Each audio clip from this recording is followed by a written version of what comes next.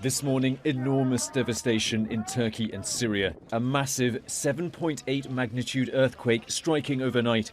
Terrifying video shows the moment a building starts to collapse. In Syria as well, streets flattened. People desperately digging out survivors in a country already devastated by war. Many of those affected, refugees.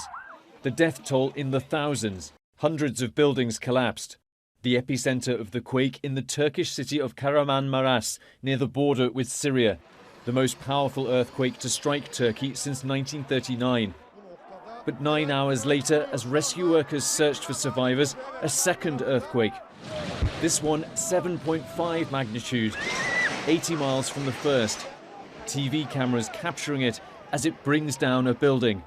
Turkey's President Erdogan saying this is the worst disaster his country has faced since the 1939 earthquake, which killed 30,000.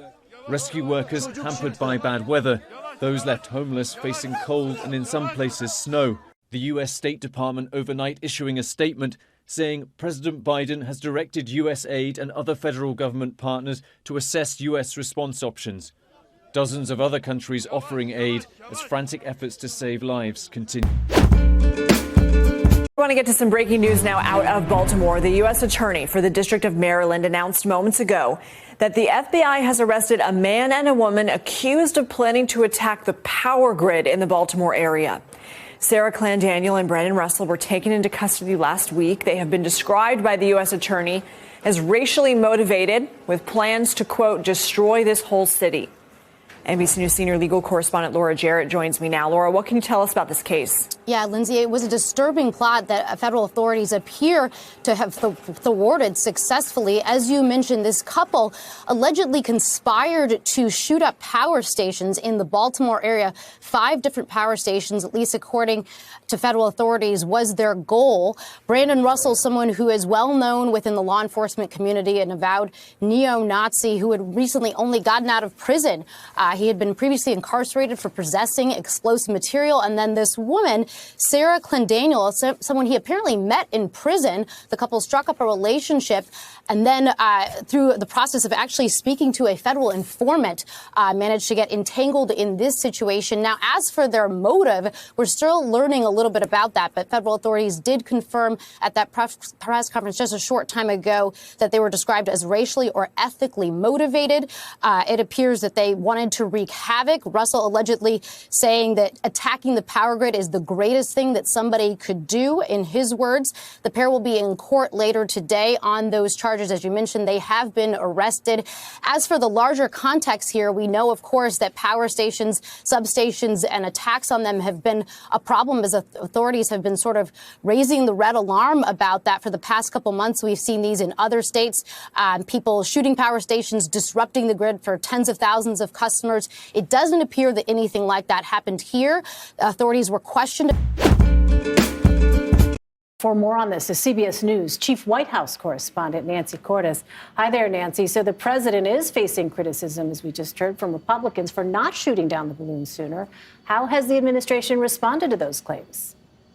They have argued very strenuously that it was a good idea to wait until the balloon was over the Atlantic Ocean to shoot it down for a couple of reasons. First of all, they argue that it was safest for people on the ground.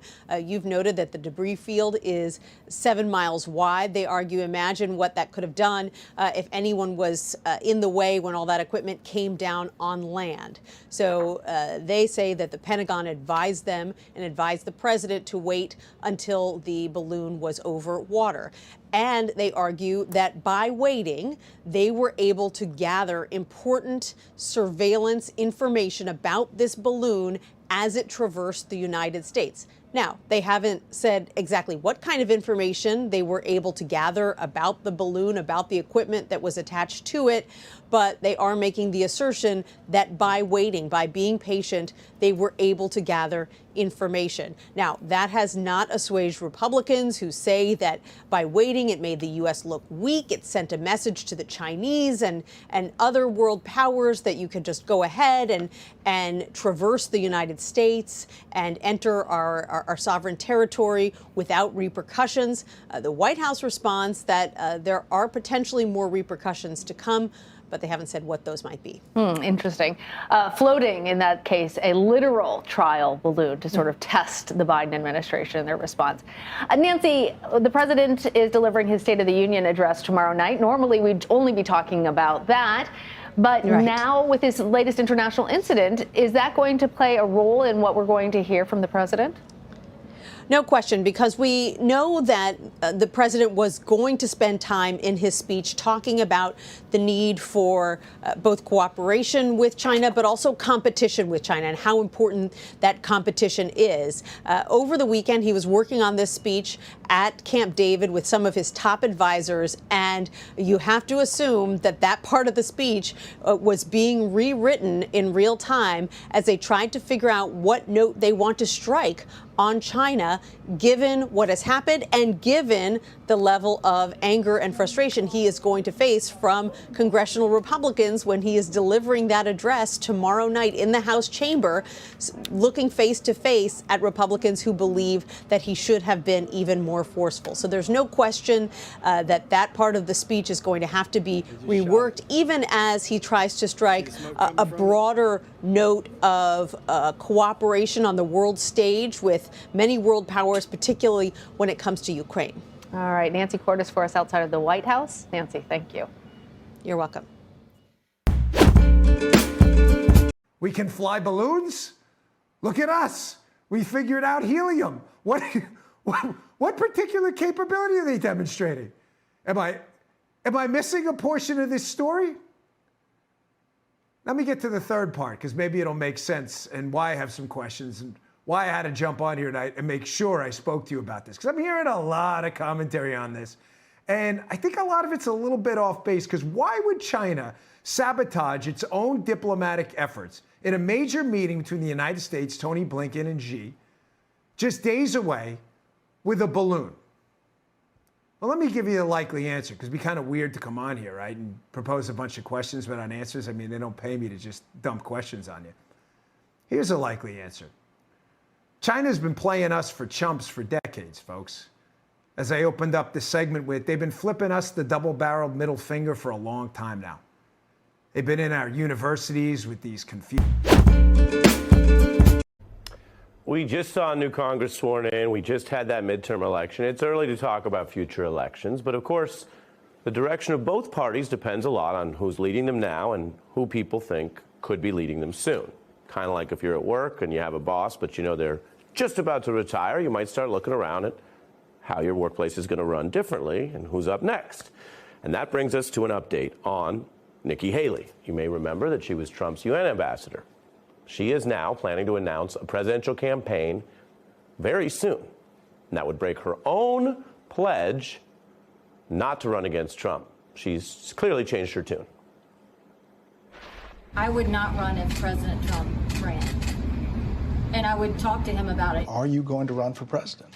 Well, I'm not going to make an announcement here, but when you're looking at a run for president, you look at two things. You first look at, does the current situation push for new leadership?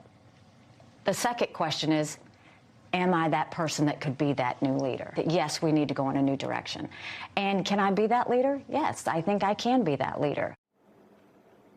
And can I ask questions and answer them and interview myself? Yes, I can do that. Am I that person? Yes, I might be that person. You can see the political speak here. Of course, what's hanging over all of that is it's a very different world than one where she felt she had to publicly say she would never run if Trump were running. So again, relevant to the current Congress and the current debates, that people are less afraid of him. Same for Ron DeSantis, who ran all his ads and built up his entire profile by being a mini Trump and now kind of flirting towards some criticism.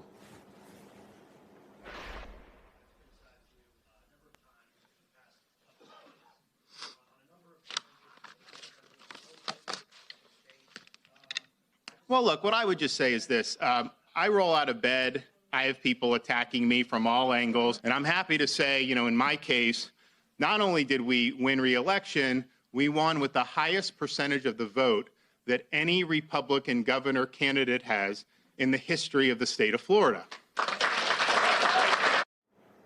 He didn't say the T word, but he implied that he's a winner and Trump's a loser, and that was, of course, the person brought up in the question.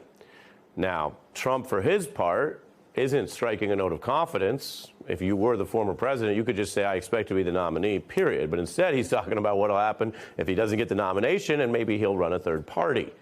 That is, as we say, weak and low energy. But if you were the loser of the last election, you might be worried about being the loser of the next primary. And if you have to have a plan for what happens if you're the loser, well, then you start talking about third-party runs. Now, that's the Republican side. There's also polling that shows an appetite on the Democratic side for a challenger to President Biden. Take a look at this. And this is just the facts, just the numbers. Should Biden run again?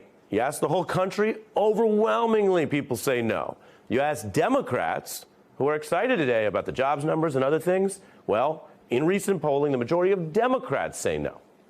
So it's very early, but you take it all together and you see out in America, if people listen to you, the voters, the citizens, there's a lot of interest in some new candidates other than the former and current president.